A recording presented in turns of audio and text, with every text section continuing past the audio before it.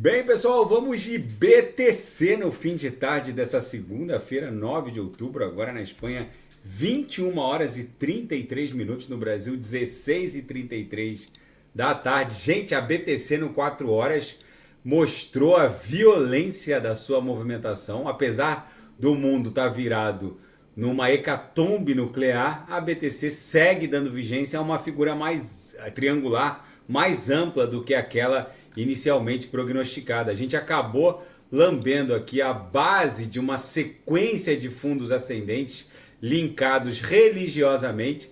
Vocês vejam que a gente, apesar de ter desenhado um candle vendedor aqui no 4 horas, está fortemente engolfado e preparado para voltar a estressar a aresta superior dessa cunha aqui no 4 horas. Tem muita gente boa abrindo short.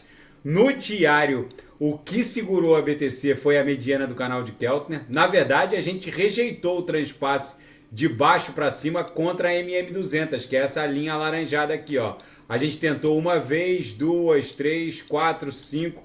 Agora a gente falhou, buscou a mediana do canal de Keltner, mas a gente acabou desenhando um martelinho vendedor aqui que talvez tenha pontificado o fim desse ímpeto vendedor, tanto no 4 horas quanto aqui no diário. Isso possivelmente vai redundar num novo estresse de baixo para cima contra a média móvel de 200 períodos. E agora a gente já sabe, o próximo teste vai encontrar um book ligeiramente mais rarefeito. As principais ordens de vendas já foram carcomidas nesse teste, nesse. 4 testes de baixo para cima contra a MM200. É bem provável que a próxima tentativa de transpasse faça isso aqui explodir em direção ao patamar entre 30 e 31.804. Na projeção, a nebulosidade esverdeada está ganhando bastante espessura.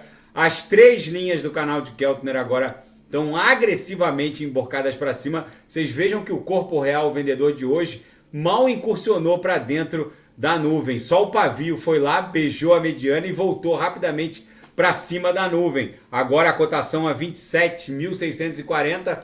Aqui no intraday deu bons trades, tanto no copy trade quanto na sala de sinais. A gente beijou a Laura aqui, voltou e agora está acumulando na altura da VWAP. Talvez forme uma cunha triangularizada. Na seara fática, a SEC agora vive um impasse com a Grayscale. A medida, para quem não sabe, a Grayscale ela criou uma empresa de propósito específico, a Grayscale Trust, e passou a ofertar ações dessa empresa, abriu capital.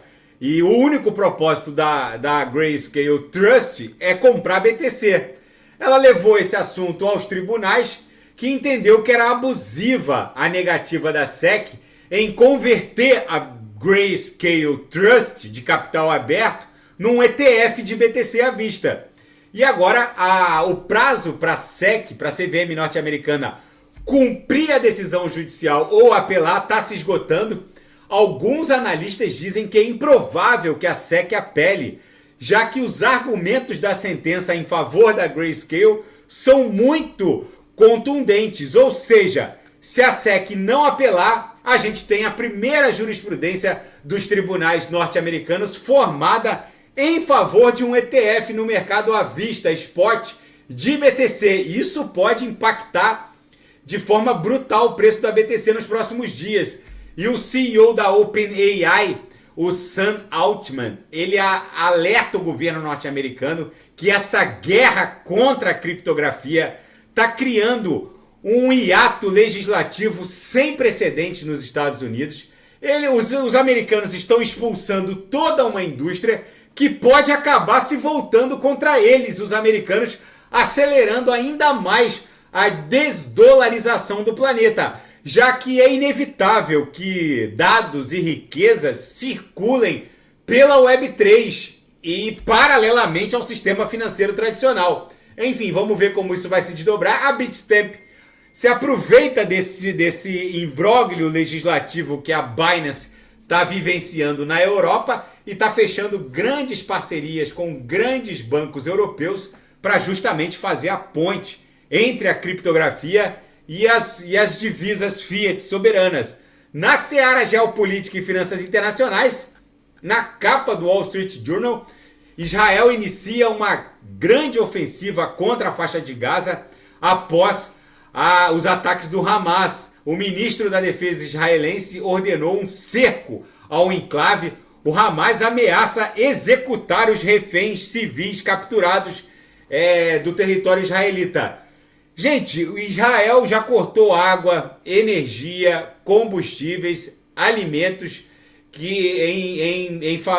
cortou tudo isso, todos esses mantimentos, tudo isso que abastecia a faixa de Gaza. A faixa de Gaza é esse território estreito aqui, ó, que ao sul de Israel, ao sudoeste de Israel. O fato, gente, é que tem mais ou menos 2 milhões de habitantes a faixa de Gaza.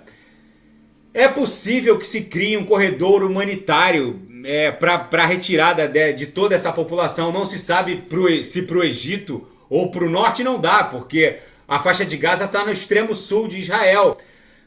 Esse imbróglio muito provavelmente vai escalar. Agora as inteligências americana e israelita confirmaram que foi o Irã quem financiou e ajudou a planejar o ataque do Hamas. Afinal, não se compra 5 mil foguetes num supermercado. E outra, o Iron Dome, que é o sistema de defesa israelense, conseguiu interceptar mais de 90% desses foguetes. Poderia ter sido uma carnificina, mas alguns conseguiram penetrar o Iron Dome e causou todo o estrago que a gente viu. Isso está escalando de gravidade. Se eventualmente o Irã entrar nesse imbróglio, alguns analistas, já eu vou falar sobre isso, estão prevendo um novo preço-alvo para o barril do petróleo.